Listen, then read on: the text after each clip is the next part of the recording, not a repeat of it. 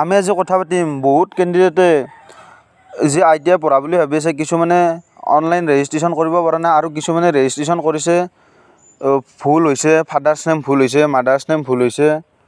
সেইসকলে কেনেকৈ এডিট কৰিব, সেইসকলে প্ৰথম ৰেজিষ্ট্ৰেশ্যনটো লগ ইন কৰি এডিট ৰেজিষ্ট্ৰেশ্যনত যাব। এডিট ৰেজিষ্ট্ৰেশ্যনত গৈ পেলাই ফাদাৰ্ছ নেম ভুল হৈছে বা মাদাৰ্ছ নেম ভুল হৈছে, এড্ৰেছ ভুল হৈছে, যি ভুল হৈছে তাতে আপোনালোকে টাইপ কৰি কিনে এণ্টাৰ ছিকিউৰিটি পিন মাৰি ছাবমিট কৰি দিব, তেতিয়া শুদ্ধ হ'ব। আৰু যিসকলে কেণ্ডিডেটে এতিয়াও এপ্লাই কৰিব পৰা নাই, মই ডেছক্ৰিপশ্যনত এপ্লাই কৰাৰ ভিডিঅ' ষ্টেপ বাই ষ্টেপ ভিডিঅ' কৰা আছে, সেই ভিডিঅ'ত আপোনালোকে ভিডিঅ' চাই আপোনালোকে এপ্লাই কৰিব পাৰিব। আৰু যিসকলে এপ্লাই কৰাৰ চেষ্টা কৰি আছে কিন্তু পাছৱৰ্ডসমূহ মিলা নাই, পাছৱৰ্ডসমূহ মিলাব লগা হ'লে পাছৱৰ্ডৰ ষ্ট্ৰং পাছৱৰ্ড হ'ব লাগিব। যেনে মোৰ বন্ধুৰ নাম চানিদুলৰ প্ৰথম আখৰটো এছটো ডাঙৰ হাতৰ হ'ব লাগিব, তাৰপিছত কেপিটেল হ'ব লাগিব, তাৰপিছত বাকী নামটোৰ স্মল লেটাৰ দিব লাগিব। স্মল লেটাৰ দি কিনে আপোনালোকে এটা @ চিন দিব, দি কিনে অনটো দিব, তেতিয়া পাছৱৰ্ডটো ষ্ট্ৰং হ'ব। ষ্ট্ৰং হ'লেহে ছাবমিট হ'ব, আৰু ষ্ট্ৰং নহ'লে ছাবমিট নহয়। আৰু যিসকল কেণ্ডিডেটে এপ্লাই কৰিব নাজানা, মই ডেছক্ৰিপশ্যনত হোৱাটছআপ নাম্বাৰ দি দিছোঁ, আপোনালোকে হোৱাটছআপত ডকুমেণ্টছসমূহ পঠাই দিব, মই এপ্লাই কৰি দিম। আৰু আপোনালোকে ৰেজিষ্ট্ৰেশ্যন কৰাৰ পিছত আজি ৰেজিষ্ট্ৰেশ্যন কৰি অহাকালি আপোনালোকে ভেৰিফিকেশ্যন কৰিব লাগিব। ভেৰিফিকেশ্যন কৰিলে ইয়াত অপশ্যন আহিব ভেৰিফিকেশ্যন ছাকচেছফুল, ইয়াত documents verification status not verified দেখাই আছে। আৰু ভেৰিফিকেশ্যন কৰিব লগা হ'লে কি ডকুমেণ্টছ নিব লাগিব, ডকুমেণ্টছসমূহ হ'ল আপোনালোকে যোনখন ৰেজিষ্ট্ৰেশ্যন কৰালে, ৰেজিষ্ট্ৰেশ্যন যোনখন হেৰি হ'ব, এইখন আপোনালোকে প্ৰিণ্ট কৰি ল'ব। আৰু ডকুমেণ্টছসমূহ হ'ল ভেৰিফিকেশ্যন কৰিবলৈ আহোঁতে অৰিজিনেল ডকুমেণ্টছসমূহ ল'ব। আপোনালোকে যদি মেট্ৰিক পাছ কৰিছে, মেট্ৰিকৰ ডকুমেণ্টছ ল'ব, কাৰণ ITIত HLCৰ ডকুমেণ্টছসমূহে বিচাৰে।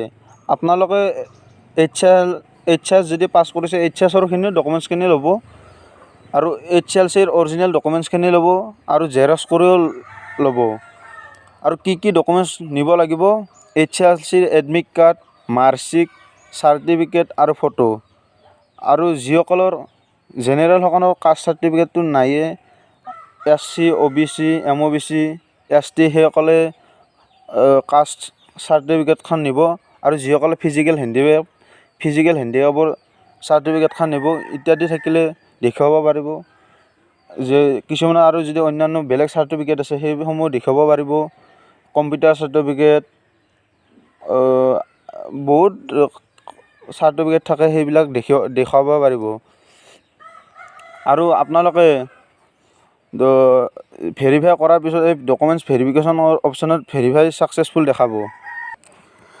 ভেৰিফিকেশ্যন কৰাৰ পিছত 31 তাৰিখৰ পিছত কাউন্সেলিং হ'ব। আপোনালোকে কাউন্সেলিং কৰিব, চইচ ফিল কৰিব। চইচ ফিলসমূহ কেনেকৈ কৰিব, আপোনালোকে যদি বৰপেটা ডিষ্ট্ৰিক্ট হয়, বৰপেটা ডিষ্ট্ৰিক্ট হ'লে আপোনালোকে অকল বৰপেটা ITIখনতে চিলেক্ট নকৰিব, নলবাৰীত কৰিব, গুৱাহাটীত ITIত কৰিব, বঙাইগাঁও ITIত কৰিব, তেতিয়াহে ছিট পোৱাৰ সম্ভাৱনা থাকে।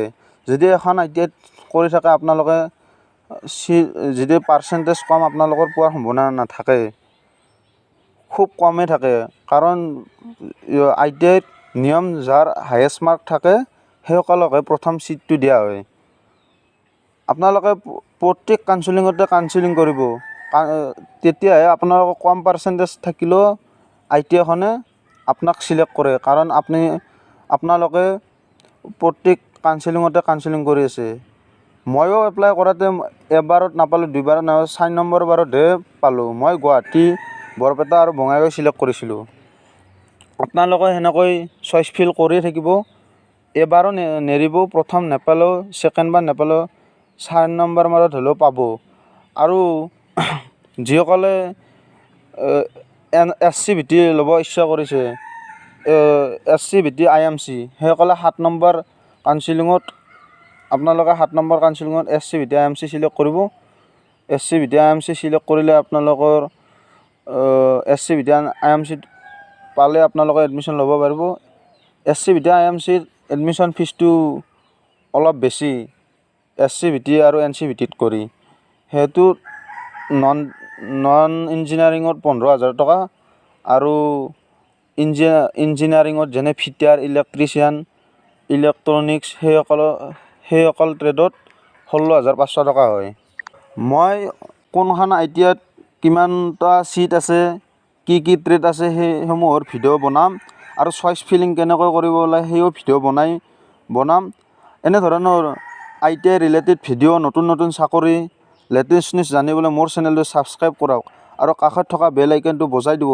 তাৰ উপৰিও লাইক, কমেণ্ট, শ্বেয়াৰ কৰিব। ধন্যবাদ। জয় অসম।